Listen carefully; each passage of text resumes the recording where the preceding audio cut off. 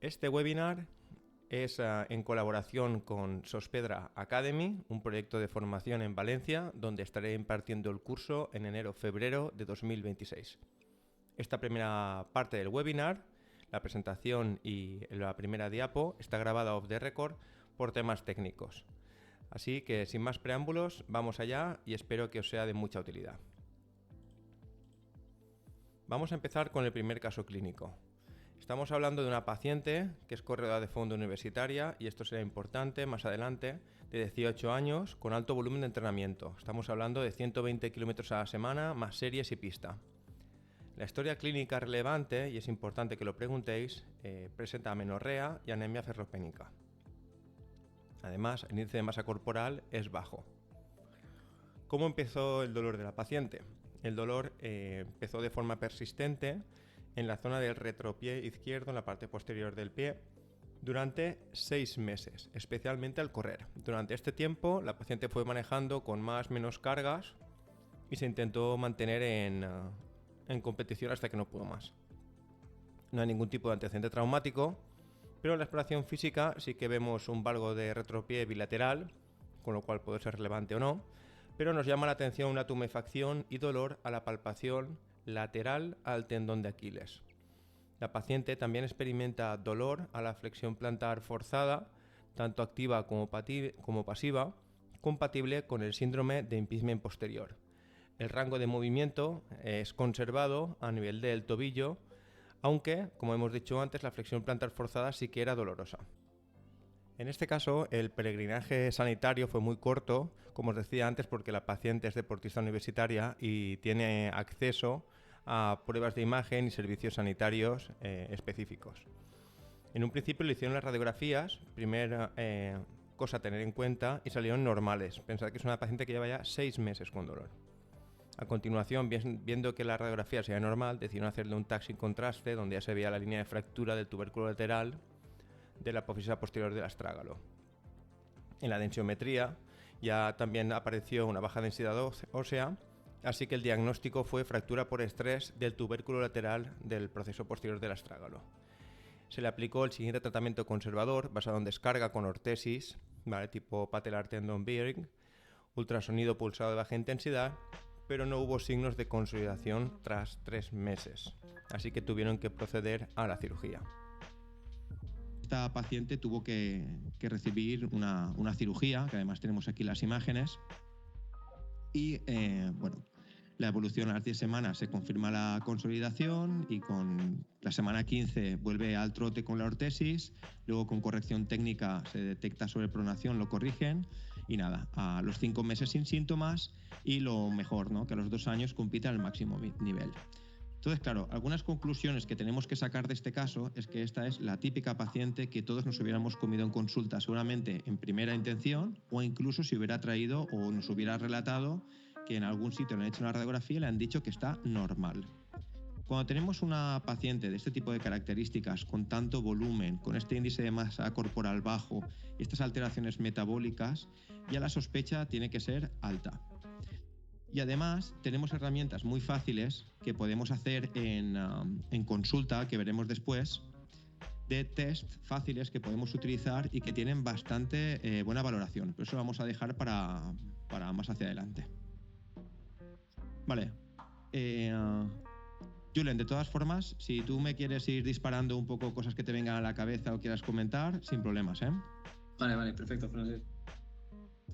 Vamos a ver otro caso muy sonado, que este es un corredor maratoniano. Este está chulísimo. Es un paciente de 55 años que se está preparando el maratón de Londres y más o menos entrena unas 40 millas a la semana, que van a ser 65 kilómetros, una cosa así, creo. 2 semanas justo antes de la carrera, que creo que sobre todo vosotros en Sospedra, que tenéis ahí la presión del maratón de Valencia siempre, seguro que recogéis a muchos pacientes de primera visita a 1 o 2 semanas antes del maratón que te dicen: yo quiero correr el maratón, hazme lo que sea, ¿no? Entonces este sería uno de esos, ¿vale? Y aparece con una molestia, una sobrecarga en la ingle derecha, lo típico que los más veteranos siempre hemos dicho: bueno, pues sobrecarga del psoas, vamos a estirar, vamos a darle ahí caña. Y acudió al médico de familia y le diagnosticaron eso, una sobrecarga inguinal, le dieron antiinflamatorios y además el paciente refirió una leve mejoría. Así que el día del maratón, como no, a por todas. Y a las 2 millas, pues a los 3,5 kilómetros, casi 4, reaparece ya el dolor, corre 3 millas más, luego camina hasta las 7 y entonces ya se retira porque tenía un dolor que el tío se moría. Y ahora viene una parte muy guapa que también seguro que tenéis con muchos pacientes, que para nosotros es como que nos da una sensación también de mucho agobio, que es cuando empezamos a referir al paciente y encima le dicen que, bueno, que no tiene nada, que hace el fisio mandándote aquí, que búscate otro fisio que te trate mejor, ¿no? Entonces este tío va a urgencias, no le realizan radiografías, se mantiene el diagnóstico de recaída de sobrecarga inguinal y se le pauta antiinflamatorio, se le da el alta sin ayuda para la marcha ni seguimiento. Este tío además ya entró a urgencias cojeando, ¿vale? Que es una característica que hay que tener muy en cuenta en pacientes que tengan dolor en miembro inferior. A las 8 semanas siguientes, con lo cual este tío lleva 10 semanas con sus síntomas, el dolor persiste incluso en reposo y a la medicación. Al final lo envían al fisioterapeuta y tras una semana de tratamiento, y esto es lo bonito del artículo, ¿no? Es el fisioterapeuta el que de nuevo lo remite a traumatología. Es decir, lo trata una semana y ve que no tienen signos ni síntomas de mejoría.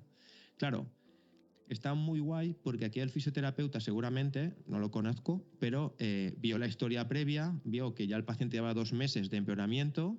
Esta es una de las características para hacer pruebas de imagen. Cuando un paciente no mejora según la expectativa del tratamiento o incluso empeora. Es una de las 3 casos en los que deberíamos pedirle una prueba de imagen. Así que este fisio, en este caso, hace lo correcto y lo envía a traumatología. Y vamos a ver qué se encuentran allí. Pues mirad, se encuentran un acortamiento de la pierna de 2 centímetros, con dolor y restricción de movimiento en todas las direcciones. Le hacen la radiografía y en la radiografía aparece una fractura basal que se encuentra en esta parte de aquí que veis, ¿vale? Porque todo este segmento debería de estar como aquí arriba.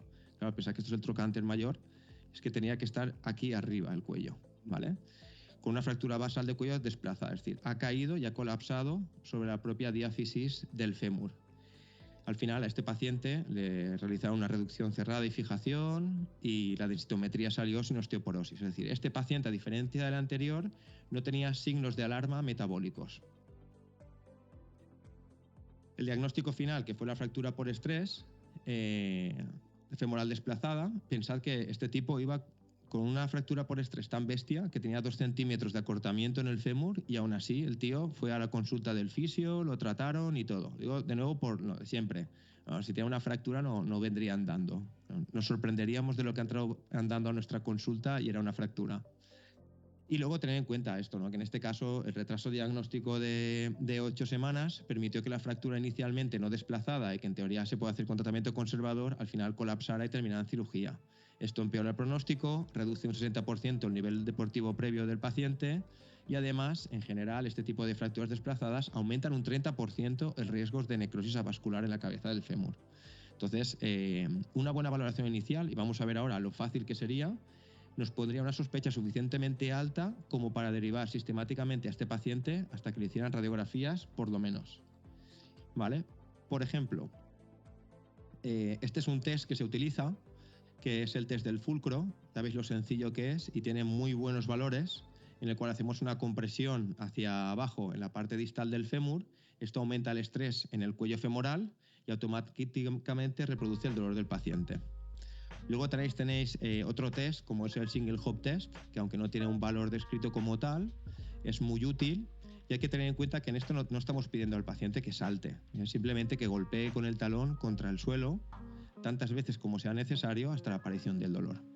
Entonces sabemos que si en general el dolor aparece cuando despega el talón hacia arriba, podemos estar hablando más de lesiones de tejido blando, pero cuando el dolor aparece al golpeteo en la bajada del talón contra el suelo, deberíamos sospechar de estructuras de carga, ya sea hueso o sea articular. En este tipo de fracturas de fémur voy a entrar un poco, ¿vale? El primer signo clínico que solemos tener es el dolor inguinal, que se exacerba con el impacto repetitivo como trota. Es decir, el paciente este te lo escribe muy bien, por eso lo he puesto. Es un paciente que puede empezar sin dolor o molestias y cuando lleva un rato empieza a molestarle, tiene que parar. Para unos días, descansa, toma antiinflamatorios, se le va el dolor, vuelve a probar al cabo de 2 semanas y vuelve a empezar. Esto es una historia que es mucho más conocida en las fracturas por estrés tibiales, pero que en estos casos se desconoce bastante más. El diagnóstico, como habéis visto, es empezar con una radiografía, sobre todo porque podrías tener la mala suerte de que esta fractura por estrés se provocara en otra situación distinta, sin tanta carga, si hubiera una presencia, por ejemplo, de un tumor óseo. Es bastante frecuente que a veces el cáncer de mama, por ejemplo, provoca metástasis en zonas óseas y este podría ser uno de los casos. Luego tenéis, como os he dicho, el Hope Test. Luego tenéis el test del fulcrum, que es la primera imagen que tenéis ahí arriba. Hay otro test muy interesante, muy fácil de hacer, que es el test de percusión púbico-rotuliana, en el que cogemos el estetoscopio y poniendo el receptor en la sínfisis púbica del paciente, percutimos en la rótula. Si vemos que la calidad del sonido no se transmite o es de mucha peor calidad que en la pierna contraria, deberíamos sospechar de fractura o fisura a lo largo del fémur o de la pelvis. Y por último tenemos otro test también que no tiene valor, pero es muy interesante porque es no es invasivo, que es el Heel Strike Test, que es la última imagen que tenéis abajo. Simplemente un golpeteo fuerte sobre la base del talón, y si eso reproduce el dolor de la ingle del paciente, puede ser subjetivo o podría ser, tenemos que tener una sospecha de fractura por estrés. Si os dais cuenta, los mejores valores la tiene la percusión púbico-rotuliana, y si juntamos los 4 test, pues bueno, el índice de sospecha debería de ser muy alto. Hay que tener en cuenta, esto lo comento mucho en Clinical Patterns, también en el canal de YouTube, el hecho de que las pruebas de estrés por sí mismas, las pruebas específicas de test por sí mismas no sirven de mucho si no lo acompañas de una buena historia clínica previa. Y que antes que de esto, siempre hay que hacerle al paciente la valoración básica de movilidad activa y pasiva, en el cual ya hubiéramos visto patrones alterados seguro. Vamos a ver ahora el tercer caso. Es otro caso muy interesante. Es un caso que se repite muchísimo y que, dando formación incluso a estudiantes, ¿no?, que son fisioterapeutas, que llevan ya una carrera dilatada y que tratan a muchísimos futbolistas, esta entidad se pasa por alto. Y además, Edu Fondeville decía una cosa, ¿no?, que es que si prefieres tener un piloto de aviación donde tú subes al avión optimista o pesimista, y claro, el pesimista es el bueno porque siempre va a chequear 2 veces que esté todo correcto antes de arrancar el avión. El optimista no chequeará nada porque siempre va a pensar que sea lo mejor. Entonces, sobre todo en casos como adolescentes, que es que vamos a ver ahora, muchas veces los padres, el propio paciente o el entorno, siempre van a pensar, bueno, no va a ser eso. Bueno, es sorprendente las veces que sí que es este caso. ¿Vale? Entonces, os presento el caso de un portero de fútbol, está en alta competición, 14 años, hace un mes empieza un dolor lumbar izquierdo, inicialmente era una molestia profunda, sorda, inespecífica. El desencadenante que nos cuenta el paciente fue un torneo con 3 partidos seguidos, un aumento notable del dolor. Y el dolor era muy agudo al chutar con la pierna izquierda, era el momento en el que se reproducía y el momento de más intensidad. Esta actividad requería una gran hiperextensión lumbar. La intensidad máxima que tuvo el paciente llegó a ser de 9/10, lo cual es una barbaridad en un niño de 14 años, y también le molestaban gestos cotidianos como la flexión de tronco o el dolor a la sedestación. Le dieron algo de medicación, relajante muscular analgésico, y no tenía ningún tipo de irradiación ni antecedentes relevantes. Esto también lo podemos ver, por ejemplo, en jugadores de balonmano, es habitual, y también mucho en tenistas, sobre todo en estas edades. ¿Vale? Este paciente también tuvo la mala suerte de hacer un peregrinaje terapéutico. Le hicieron una primera valoración y sí que vieron que había limitación a la flexión, a la extensión lumbar. El típico enganche, que a veces yo ahora me acuerdo, ¿no?, de diagnósticos como contractura del cuadrado lumbar. Y dices, ojalá, ya hubiéramos pagado para que fuera eso. ¿Vale? Le hacen el típico test del SLR y le sale positivo, con dolor a partir de 45 grados, palpación dolorosa L5, S1 izquierdo, y signos de mecanosensibilidad neural sobre el ciático tibial. Diagnóstico, lo que nos enfrentamos mucho, ¿no? Lumbalgia específica. Y a partir de aquí, pues bueno, ve probando un poco de todo, te llega la consulta, vamos a hacer algo de ejercicio, control motor, terapia manual, vamos a hacer PAs, vamos a ver qué tal te encuentras. Cuando veáis el diagnóstico veréis lo que pasa. Le meten el tratamiento conservador que os he comentado, se le solicitan radiografías y de nuevo resultan normales. Hay una mejoría inicial, así que el atleta retoma los entrenamientos, pero hay una recidiva inmediata del dolor al volver a chutar. Chuta la primera vez, ¡pam!, y vuelve a empezar. Así que tras 8 semanas adicionales con dolor recurrente, al final solicitan una prueba avanzada. Y sorpresa, fractura vertebral. Tenemos una fractura de la pars intraarticularis, esperad,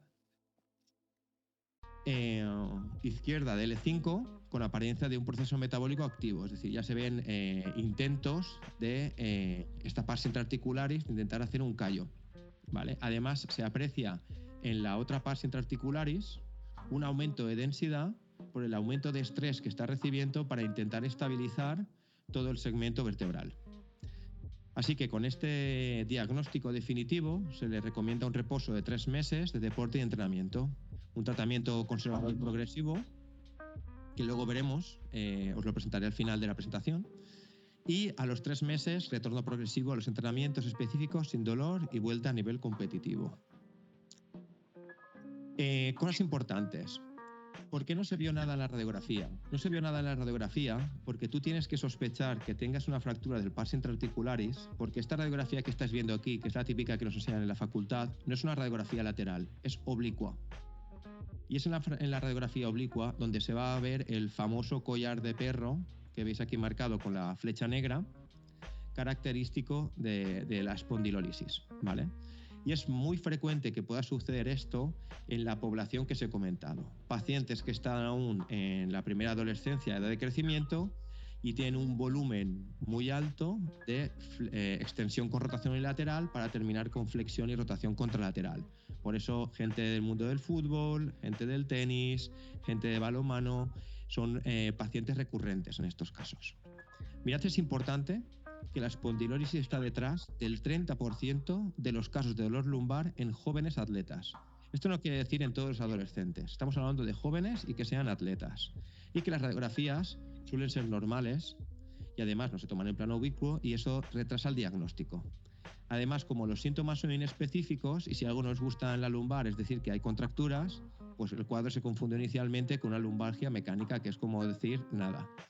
Al final el TAC confirmó la lesión y aunque la literatura sugiere que la resonancia magnética sería más adecuada como primera prueba, sobre todo en fases iniciales, porque cuando hay una fractura por estrés en cualquier hueso, a partir de la semana se puede ver en radiografía, pero la primera semana, si se quiere hacer un diagnóstico precoz, a partir de las 48 horas, en resonancia magnética se suele ver la actividad inflamatoria sobre el callo de fractura por estrés. Así que este paciente sí que tuvo un tratamiento conservador, que si nos da tiempo comentaremos, basado en reposo y progresión funcional, que permitió un retorno exitoso al deporte de élite. Aquí tenéis otras imágenes, no es del mismo paciente, pero para que veáis un poco también exactamente la zona donde se sitúa la fractura. Y de nuevo, ¿vale? Aquí podéis ver incluso una horizontalización muy bestia del sacro, que se ve como si fuera el gorro de Napoleón invertido. Y aquí veis de nuevo en una radiografía lateral, porque hay una anterolistesis de L5 sobre S1, aquí sí que se ve el desplazamiento de L5. ¿Vale? Entonces, conclusiones un poco de este caso clínico. Hay que tener en cuenta que esto puede estar presente hasta en un 5% de la población mundial.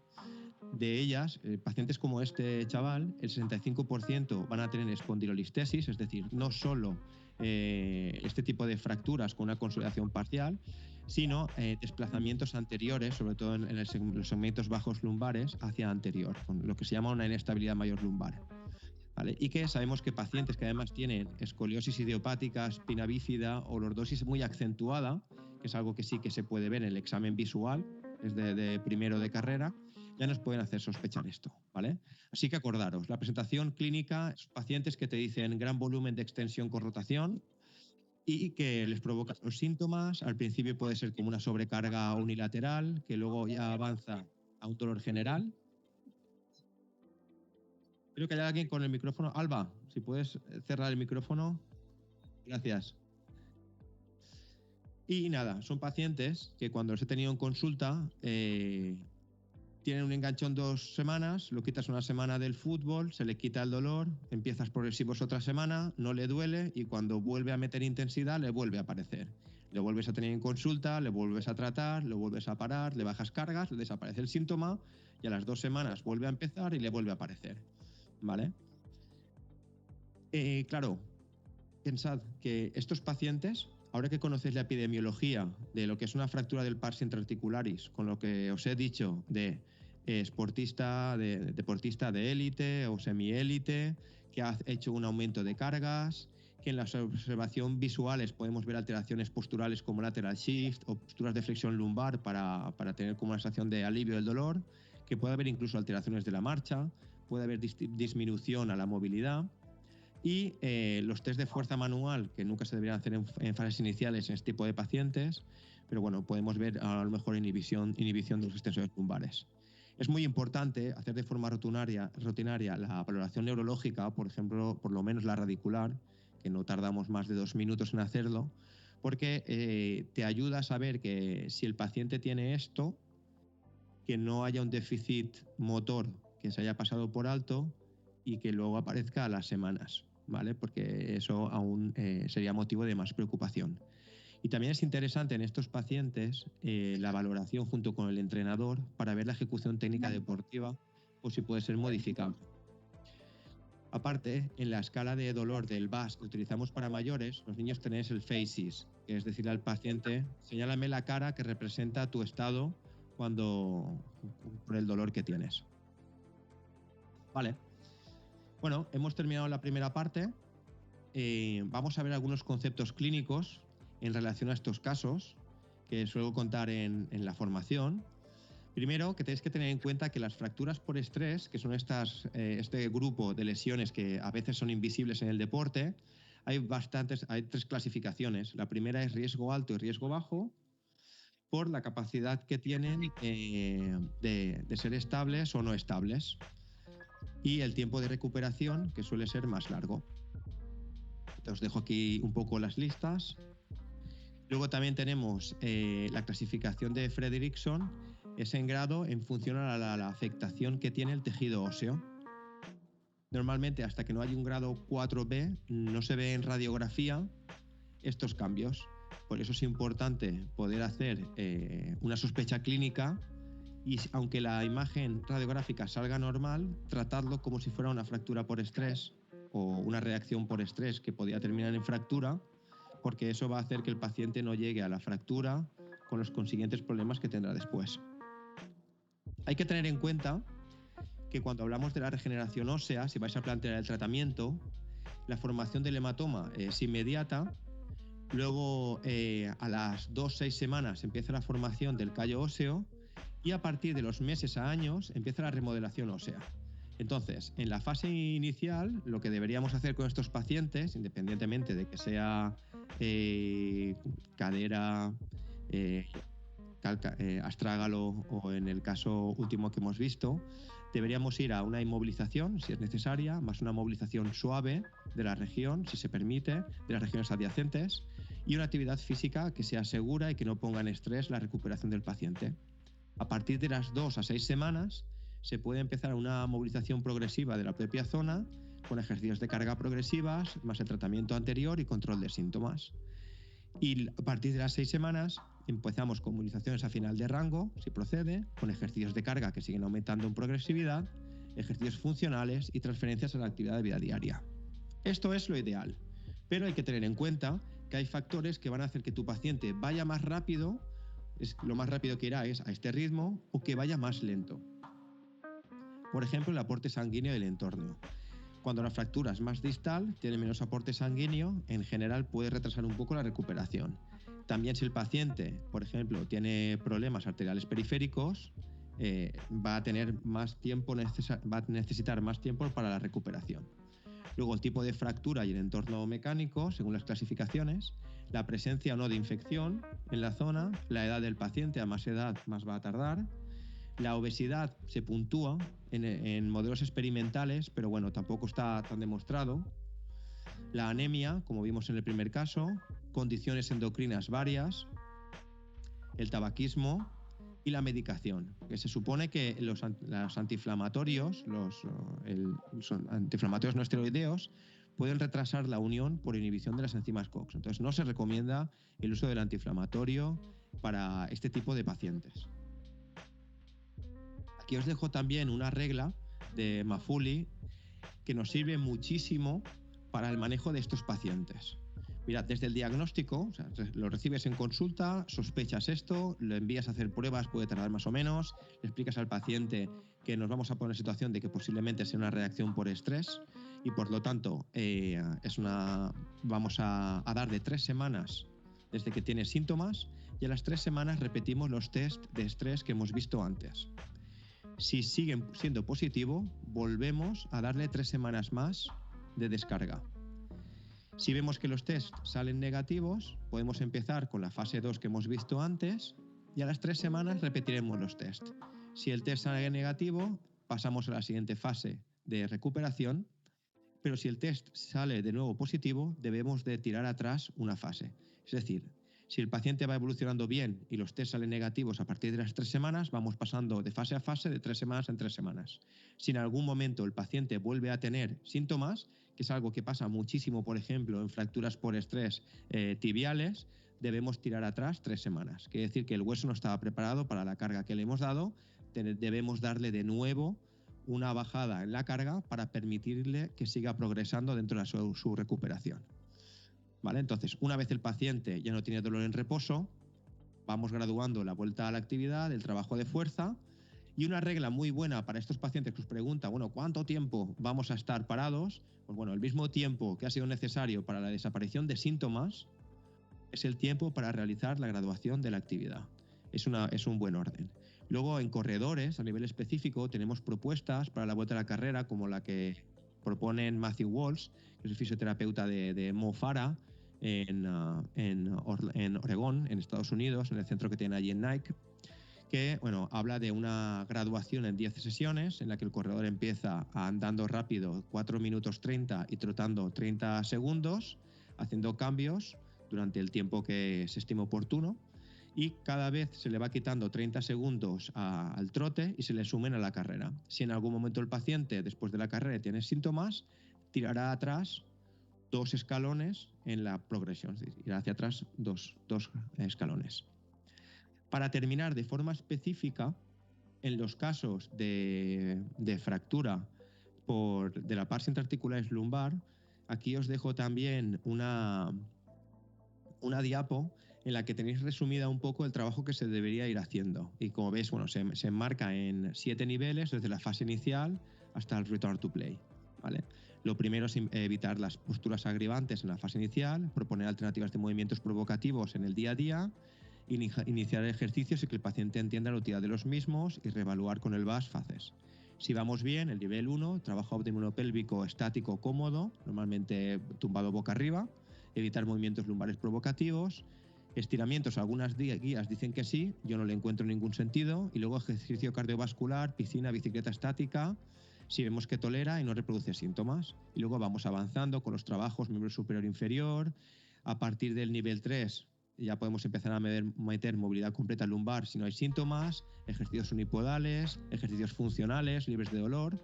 Y luego a partir del nivel ya 5 ya metemos circuitos de agilidad con exposición gradual a movimientos temidos o evitados, como el que hemos mencionado, un lanzamiento, un saque de tenis, por ejemplo, o un chut a máxima potencia, y ejercicio vascular que el paciente puede hacer a niveles de competición sin reproducción de síntomas. Algunas conclusiones a tener en cuenta.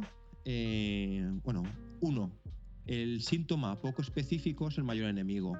La sospecha clínica lo es todo, ¿vale? Dolores insidiosos, molestias lumbares, un dolor en el antepié que evoluciona y que, bueno, que es como profundo, se confunden más fácilmente con lesiones banales. Y si no puedes descartar una entidad clínica clasificada como bandera roja, debes referir al paciente. Por eso es importante la formación en banderas rojas, que siempre la pasan muchas veces en formaciones como al principio un poco y ya está. Porque realmente la primera pregunta que tienes que hacerte en consulta es, ¿este paciente es para mí?